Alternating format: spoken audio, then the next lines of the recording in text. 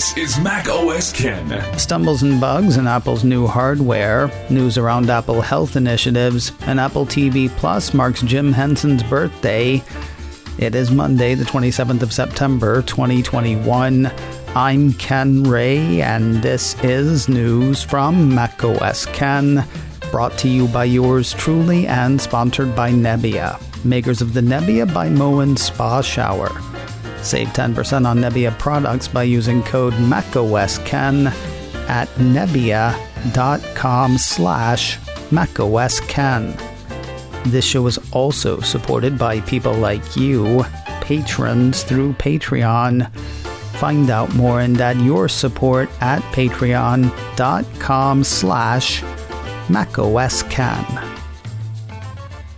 Bits and pieces of tech trouble for the bits and pieces of hardware Apple sent out on Friday. New iPhones and iPads landed in people's hands, and not everything has gone perfectly. Nothing catastrophic, just little annoyances one hopes to avoid, like not being able to unlock your iPhone with your Apple Watch. I write sentences like that and I wonder what my grandfather would have thought. Why would you lock up your phone, and why would you expect a watch to do anything but tell time? Broken. iPhones and Apple Watches do more than he would have ever thought possible. Still, time and tech march on. When our devices don't perform as expected, it is pretty much the worst thing that ever happened ever. According to a piece posted Friday on Mac Rumors, several iPhone 13 users have taken to online forums and social media to report that after receiving their brand new iPhones, they're experiencing a bug preventing it from communicating with their Apple Watch, making what's supposed to be a seamless experience an annoyance.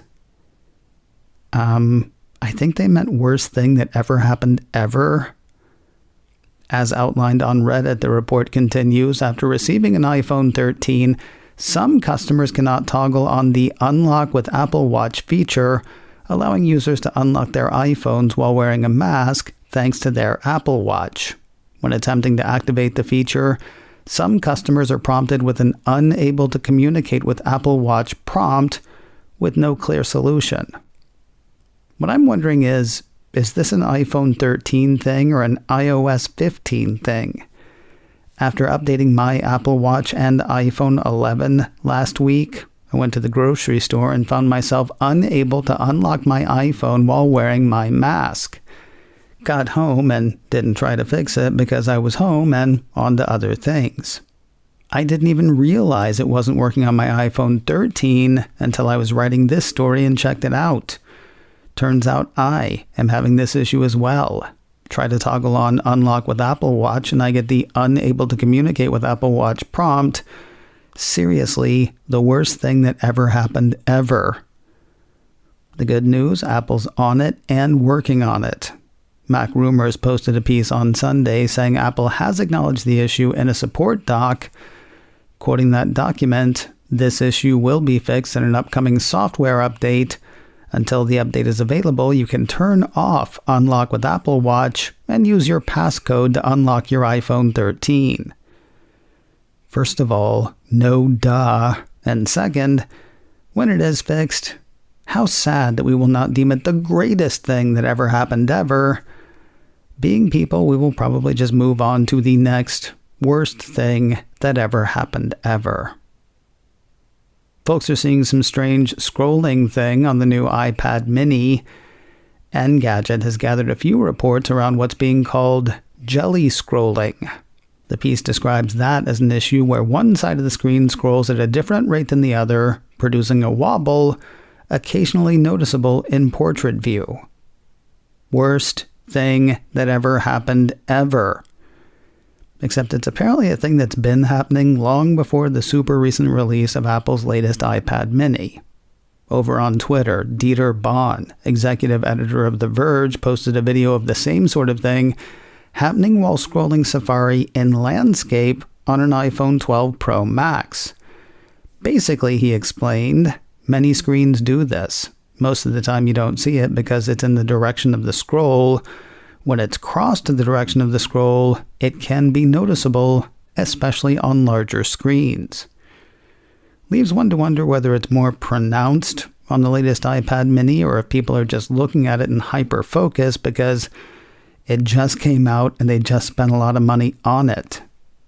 Seems it could actually be the former. In another Twitter post, Bond said, "There are plenty of screens that mitigate the problem in some way. I am not mad about it, but I also am not just giving it a pass." The thing does work, by the way. This won't necessarily hurt functionality, says Engadget, especially if you tend to use iPad mini in landscape mode or view content that doesn't produce the effect. So far, Apple does not seem to have commented on the jelly scrolling concerns. This next issue seems a bit more embarrassing. I'm tempted to say a bit more important, but Unlock with Apple Watch is meant to stop the spread of the dreaded virus, so how does one choose? Anyway, Apple Insider says a security researcher has found iCloud Private Relay leaking user IP addresses. iCloud Private Relay is supposed to hide user IP addresses, so you see why this one is embarrassing. I don't want to get into the details here for a couple of reasons. First, it would be boring. And second, I don't really understand all of it. Also, it doesn't sound like it's happening all the time to everybody. Just sometimes under certain conditions. One assumes that Apple is working on a fix. The folks who found the flaw reported it to Apple.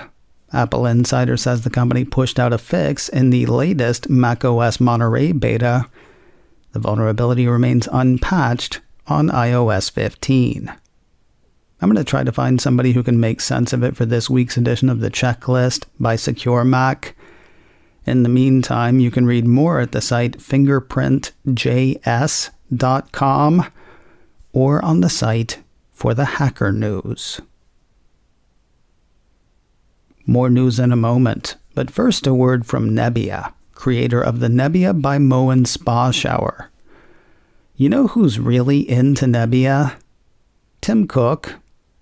A few years back, Nebia ran a pilot program with gyms in and around Silicon Valley. Cook's gym was among them. He tried it, he liked it, and eventually Cook offered Nebia a significant investment.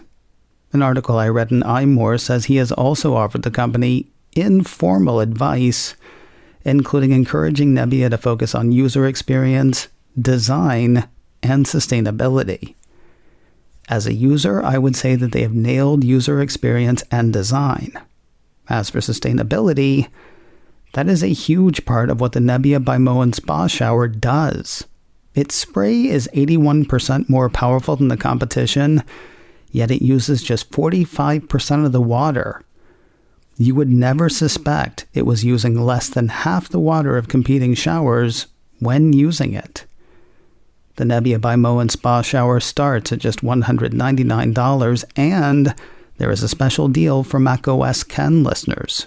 The first 100 people to use the code macOSKen at nebia.com/macOSKen will get 10% off currently available Nebia products. NEBIA,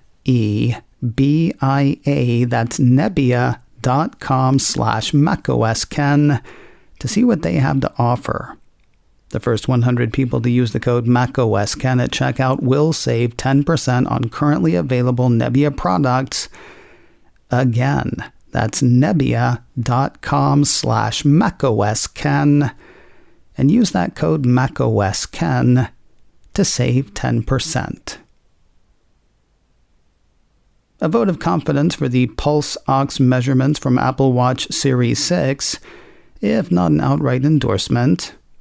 9 to 5 Mac highlights a report from the magazine Nature that writes up the findings of a team from the University of Sao Paulo in Brazil, which looked at heart rate and oxygen saturation for 3 sets of patients under controlled conditions. The piece says the tests were conducted with healthy individuals, people with interstitial lung disease, or ILD, and with chronic obstructive pulmonary disease, or COPD.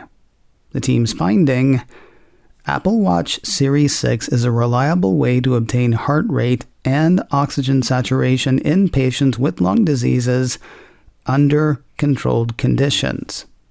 Comparing the wearable's measurements to medical devices made specifically for such purpose, 9 to 5 Mac says the university found strong positive correlations between the Apple Watch Series 6 device and commercial oximeters when evaluating heart rate measurements and oximetry measurements.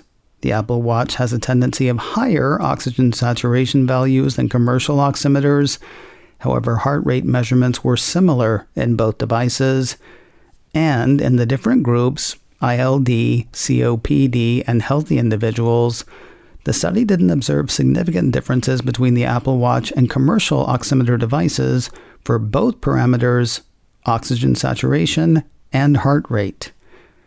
The university doesn't want people to think the watch is just as good as the built-for-purpose devices, but they do think it's getting there.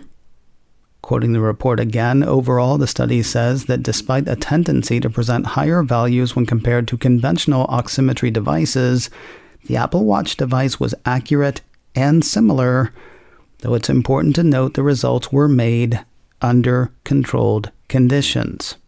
The study finishes by saying that the advance of smartwatch technology continues to improve, and studies to assess accuracy and reliability in various types of disease should be carried out.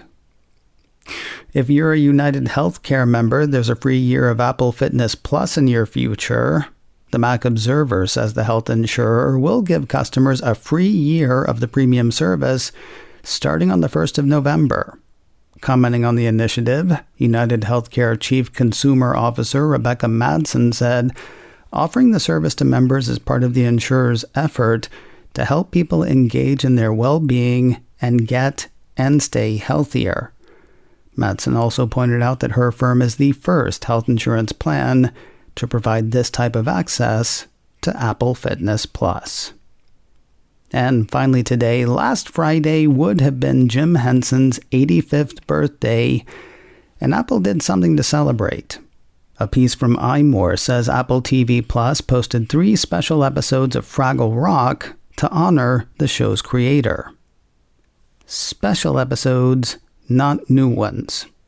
iMore says the 3 episodes include Down at Fraggle Rock, hosted and executive produced by Jim Henson, and featuring the performers, artists, and of course puppets that bring the series to life.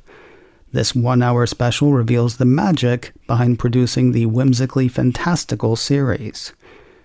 Doozer Music is a music compilation featuring favorites from those industrious doozers, including Doozer Work Theme and Doozer Marching Song, featuring introductions from Uncle Traveling Matt and Cutterpin Doozer. And finally, Fraggle Songs is another music compilation which highlights popular tunes from the first season of Fraggle Rock, including Friendship Song, Beatles Song, and Convincing John. While Henson's birthday anniversary has passed, the specials are still available. You can catch all 3 in the Fraggle Rock Rock On section of Apple TV+. Coming up in a few minutes, after a few unplanned weeks off, That Show is back. Daily Tech News Show's Tom Merritt joins us this week. What's news to him? The shortage of everything, some things at a time. Find out what he's talking about in a few minutes. Available at macosken.com or wherever you get podcasts. macOS Ken, brought to you by me and sponsored by Nebia, makers of the Nebia by Moen Spa Shower. Save 10% on Nebia products by using code MacOSKen at nebia.com/MacOSKen. This show is also supported by people like you, patrons through Patreon. Find out and add your support at patreon.com/MacOSKen. Advertising handled by Backbeat Media, online at backbeatmedia.com. You can reach me a couple of ways. Info at macosken.com or call 716-780-4800. 4080. Until next time, that is news from macOS Ken. I'm Ken Ray.